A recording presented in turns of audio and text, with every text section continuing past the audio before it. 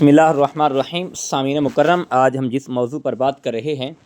آج کا ہمارا موضوع ہے کہ رمضان المبارک جو آ رہا ہے، رمضان المبارک میں کیا بیوی کے ساتھ ہم بستر ہونا جائز ہے؟ یعنی بیوی کے ساتھ صحبت کرنا، بیوی کے ساتھ سونا، یہ رمضان المبارک میں جائز ہے یا ناجائز ہے؟ کہ شرعی حکم کیا ہے؟ آج اس بارے ہم آپ کو آگاہ کرنے جا رہے ہیں انشاءاللہ العزیز، کہ آپ اگر اسے سنیں گے تو آپ کو اس کا بہت بڑا فائدہ ہوگا، کیونکہ یہ رمضان المبارک کی گھڑی قریب ہے اور 1 2 دن 3 دن کا مہمان ہے رمضان المبارک آنے والا ہے۔ یعنی کہ رمضان المبارک ان قریب ہمارے پاس پہنچنے والا ہے، کہ آج تک 2 3 4 5 دن کے اندر اندر رمضان المبارک کی برکتوں سے ہم مالا مال ہوں گے، ہم برکتوں سے مفید ہوں گے۔ تو یقیناً یاد رکھیں، رمضان المبارک ہم نے کیسے گزارنا ہے، رمضان المبارک میں ہم نے کیا کرنا ہے، کیسے عبادت کرنی ہے، ہم نے کیسے گناہوں سے بچنا ہے، یہ ساری چیزیں آج ہم آپ سے ڈسکس کریں گے انشاءاللہ العزیز۔ اگر آپ سنیں گے تو آپ کو اس کا بہت بڑا فائدہ اور بہت بڑا اجر ہوگا۔ اور دیکھیں، سب سے پہلی بات تو یہ ہے کہ رمضان المبارک میں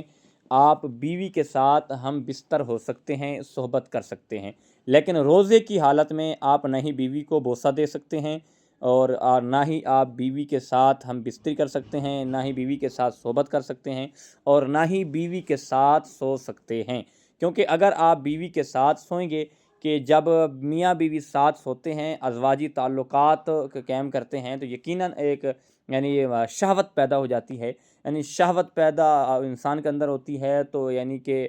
پھر انسان کے روزہ جو ہے وہ خطرے میں آ سکتا ہے، روزہ ٹوٹ سکتا ہے۔ اس وجہ سے آپ بیوی کو بوسہ بھی نہ دیں، اور اگر یعنی کہ آپ بیوی کو بوسہ دیتے ہیں، آپ کا غسل فرض ہو جاتا ہے، تو آپ کا روزہ آٹومیٹک ٹوٹ جائے گا۔ تو اسی لیے احتیاطاً یہ ہے، ہم روزے کی حالت میں نہ ہی بیوی کو بوسہ دیں اور نہ ہی بیوی کے ساتھ بیٹھ کر ایسی گفتگو کریں، ایسی گپ شپ کریں کہ جس سے ہمارا روزہ خطرے میں چلا جائے، روزہ ٹوٹنے کا خطرہ ہو یا روزہ ٹوٹ جائے۔ باقی آپ بیوی کے ساتھ ایسے بیٹھ بھی سکتے ہیں اور بیوی کے ساتھ اگر سونا چاہیں تو سو سکتے ہیں، لیکن اس لحاظ سے سوئیں کہ ازواجی تعلقات قائم نہ کریں، کہ ایسا نہ ہو کہ آپ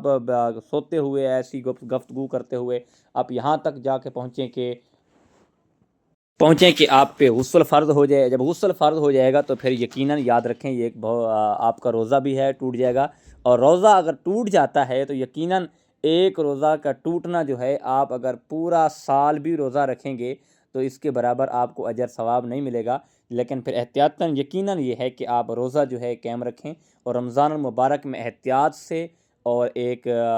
لیمٹ میں اپنی یعنی زندگی گزاریں، تاکہ آپ رمضان کی برکتوں سے رمضان کی برکتوں میں مالا مال ہوں اور رمضان کی ہی برکتیں لوٹیں، تو یقیناً آپ کو بہت بڑا فائدہ ہوگا۔ بقیہ رمضان میں جو عبادات کرنی ہے، جو تسبیحات کرنی ہے، وہ یقیناً آپ کوشش کریں رمضان المبارک میں کہ آپ کم از کم 1 پارہ قرآن پاک کا ضرور تلاوت کریں۔ یعنی آپ فجر کے بعد بھی قرآن پاک کی تلاوت کریں، 1 پارہ تو خوبصورت ہے، اور ظہر کا ہر نماز کے بعد بھی اگر 1 پارہ آپ قرآن پاک کا تلاوت کر لیتے ہیں تو یقیناً اس کا آپ کو بہت بڑا اجر ہوگا، بہت بڑا ثواب ہوگا۔ قرآن پاک نہ چھوڑیں، قرآن پاک کی تلاوت کریں اور کثرت کریں تلاوت میں، اور ذکر و اذکار اور کملی والے آقا تاجدار مدینہ صلی اللہ تعالی علیہ وسلم کی ذات پر درود پاک بھی کثرت سے پڑھیں اور تسبیحات بھی کثرت سے کریں۔ اور اس میں خاص یہ ہے کہ آپ رمضان المبارک میں نماز تہجد بھی نہ چھوڑیں۔ اگر تہجد پڑھیں گے تو یقیناً آپ تہجد کے عادی بن گئے تو آپ کی زندگی خوبصورت ہو جائے گی، لیکن اللہ آپ کی ہر ادا،